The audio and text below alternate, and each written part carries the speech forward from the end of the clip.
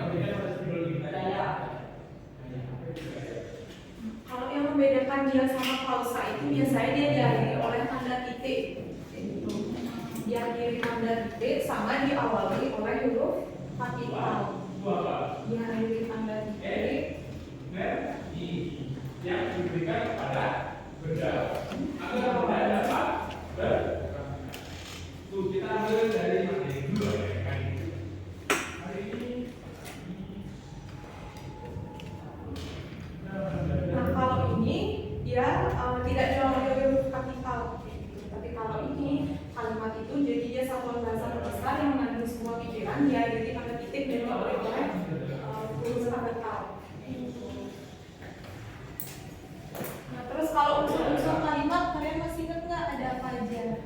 Unsur-unsur kalimat. Yang pertama pasti ada subjek, predikat,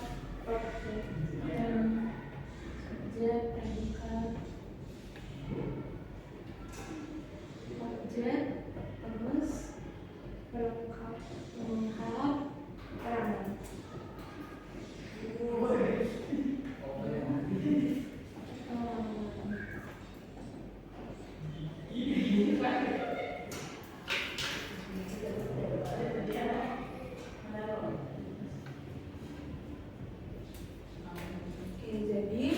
Yang opsional itu kalian ingat nggak yang mana kira-kira opsional? Di keterangan, ya. Keterangan itu opsional. Kira-kira kalau ini jadi yang paling pasti ada subjek, predikat, terus objek, kemudian pelengkap diikuti oleh pelengkap. Contoh. Nah, itu yang dia bahwa sebuah zat fisika untuk menyatakan besarnya energi yang berinteraksi antar zat. Di sini zat itu nggak cuma beberapa zat. Kita punya 3 jenis zat apa saja? Air dan gas. Oke. Benda itu bisa bergerak bagaimanapun dia. Misalkan kayak air ngalir dari atas ke bawah, itu juga karena gaya apa tadi? Gaya Dari ini kira-kira subjek, predikat, objeknya ya? Subjek. Kan harusnya bergerak. Objek kayak gitu. Jadi kalau subjek itu mengenai apa yang dibahas di dalam kalimat ini. Nah, terus kalau misalnya pipis, apa yang terjadi? Ngambang. Karena apa? Pipis yang lurus sampai kemana pun dia nggak akan jatuh. Saya bisa kena ke tempat di depannya. Jorok kan? Jorok. Nah, itu kita bersyukur kita punya yang namanya gapi. Nah, gaya sendiri itu ada 2 jenis. Sebelum nggak bilang gaya itu ada 2 jenis, ini dulu. kalau ini kira-kira subjek predikatnya yang mana? Pengaruh gaya terhadap Subjeknya itu mengenai apa yang ada. Ya benar. Terus ini adalah predikatnya. Nah, berarti subjek itu tidak harus dia ada di awal kalimat. Bisa dia posisinya di belakang predikatnya gitu. Kecuali ada dia menulis sebuah kalimat efektif. Jadi syarat kalimat efektif itu subjeknya harus berada di nomor 2. Gaya bisa mengakibatkan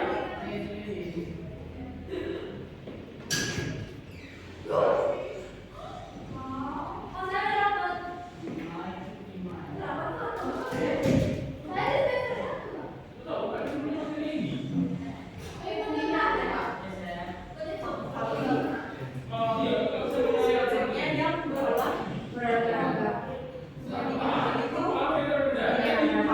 Punya ini sebagai fungsional sebagai pewatas, penambah dan kebalikannya. Benda gerak jadi kalau subjek itu dia nggak harus kata benda kayak gitu, dia bisa kata kerja kayak gini. Ini kan tadi kata benda kan, ini juga jadi dia nggak harus kata benda. kalian materinya apa di Kira-kira ada didengar nggak dari frasa bentukan frasanya? Ada masih ibu nggak? Beda frasa, frasa sama kalimat. kita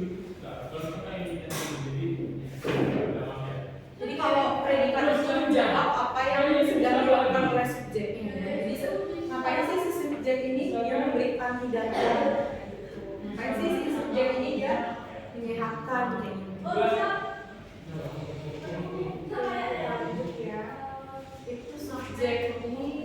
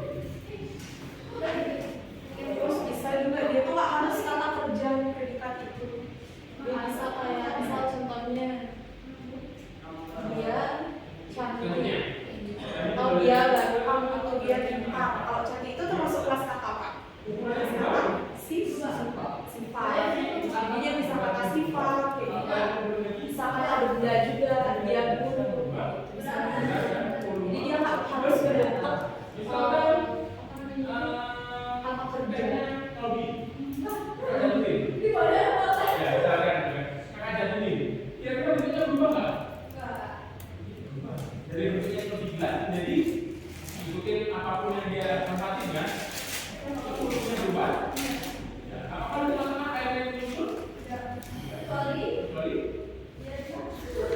tapi kan tetap kita kan cuma berpindah posisi atau berpindah lokasi aja dia tetap tengah-tengah tapi kalau kalian bisa kumpulin lagi tetap nggak ada yang jadi benda tidak akan bergerak ataupun oke. Nah Pak, tapi gini aku produk air kan diberikan gaya panas kan kok airnya berkurang lama-lama.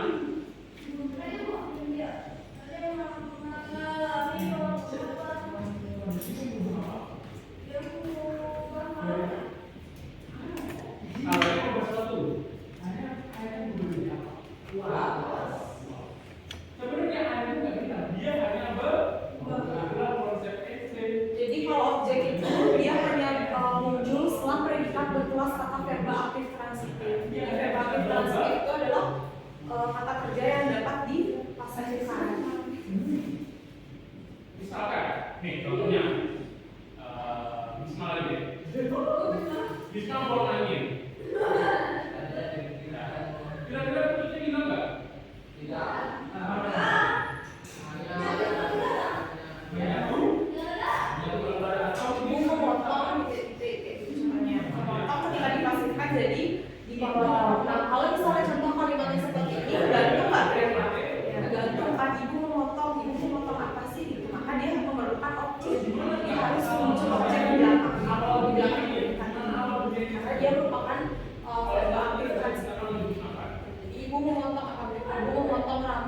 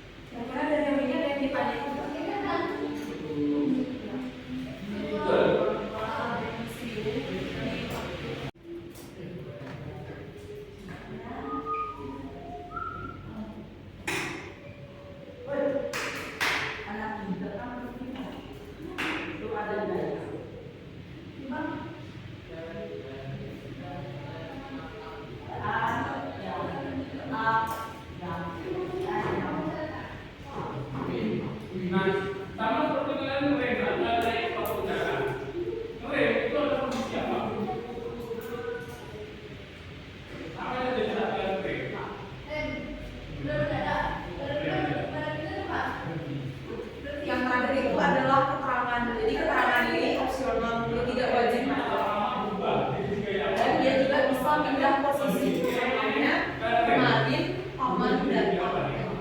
Kemarinnya ini bisa pindah posisinya ke sini tanpa mengubah makna. Oh, kenapa? Jadi dia sebenarnya apa? Dihilangkan kemarinnya. Kemarin ini nanti masuk di keterangan. Di kemarin mau datang pindah ke sini itu dia nggak masalah, dilakukan dia nggak apa-apa.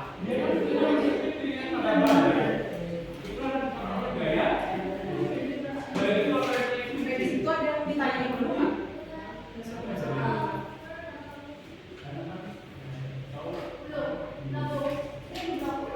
Ya, kenapa bisa terjadi bro? Ada dua penyebab. Yang pertama remnya habis. Remnya habis. Ya. Kemarin kan dari variasi kalimat udah. Itu ada yang mestinya Variasi kalimat udah belum kata kasih. Rasanya sempat kurang waktunya. Yang kedua, karena Tidak ada catatan variasi kalimat.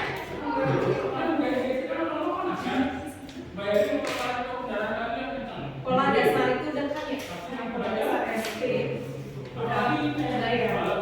Jadi sekalian berdasarkan modal klausa itu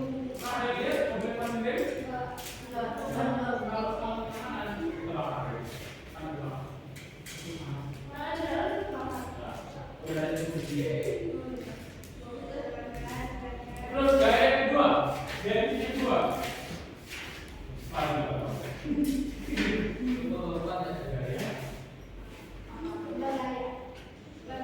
namanya?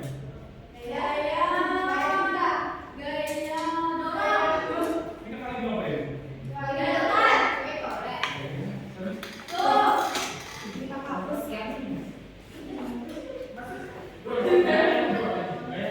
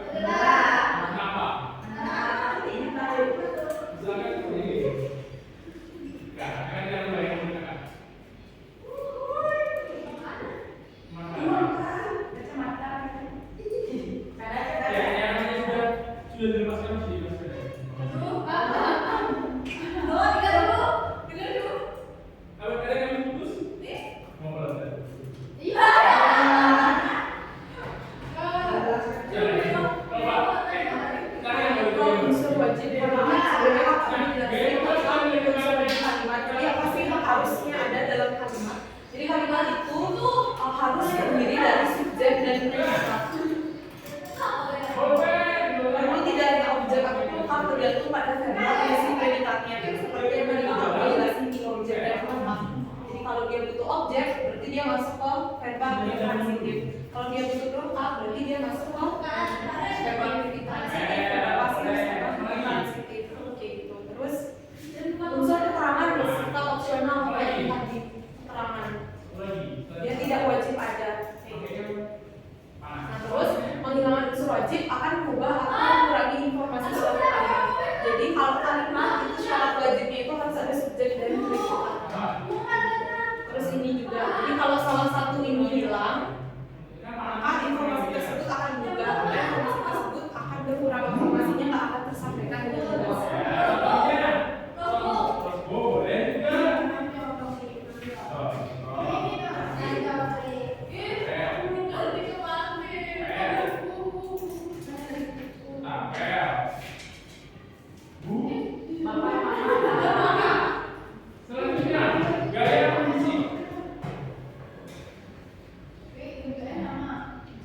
Gaya non finasi. Ini gaya yang paling mudah karena nanti. Ada satu gaya apa yang saya harus langsung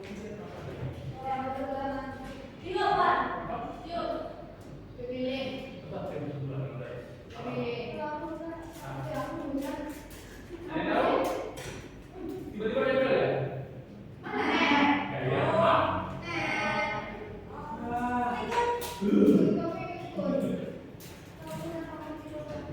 Terus gaya yang lebih besar daripada gaya magnet.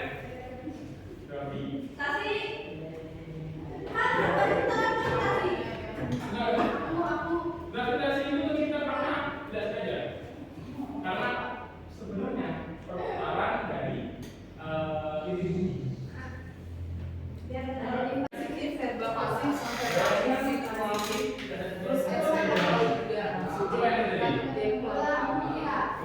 Ini yang paling lengkap sih.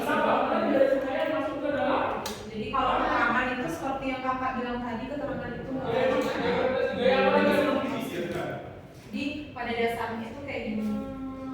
Nah ini tuh jadi catatan penting untuk adik-adik pahami supaya karena biasanya kan akan keluar soal tentang fungsi rumpang sama disuruh menentukan pola yang sama pada kalimat yang lama itu. Jadi yang adalah kita harus tahu pola dasarnya itu yang mana, kayak menentukan mana subjek, predikat. Gitu. Jadi itu kita pilih subjek predikatnya dulu.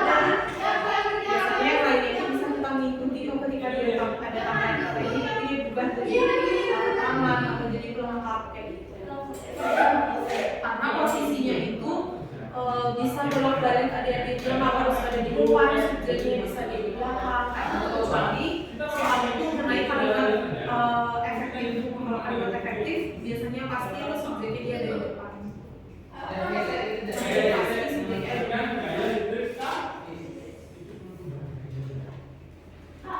Jadi variasi kalimat ada kayak Oke.